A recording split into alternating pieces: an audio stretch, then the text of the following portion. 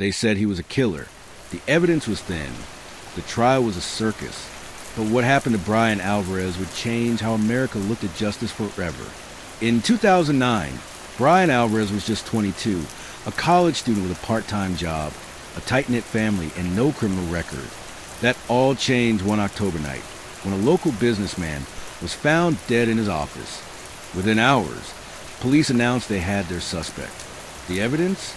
A single partial fingerprint found on a coffee mug in the victim's office.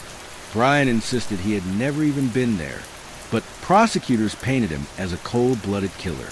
The media ran with it. Monster in our midst splashed across front pages. The trial was a disaster. Key witnesses for the defense were silenced by procedural delays. Detectives ignored leads that pointed to someone else.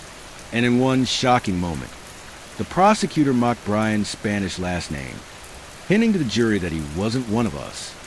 His mother cried through every hearing. His younger sister stopped going to school after classmates called her the murderer's sister. After just 6 hours of deliberation, the jury returned guilty. Life in prison without parole. Brian was 22 years old. But Brian's story didn't end there. Years later, a non-profit legal group took on his case. They uncovered DNA evidence in the crime scene. Evidence never tested before that excluded Brian entirely. After 14 years behind bars, the conviction was overturned. Brian walked free, but the damage was permanent.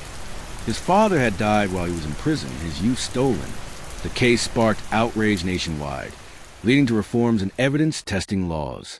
Today, Brian Alvarez's name stands as a warning and a reminder that in America, justice isn't always blind.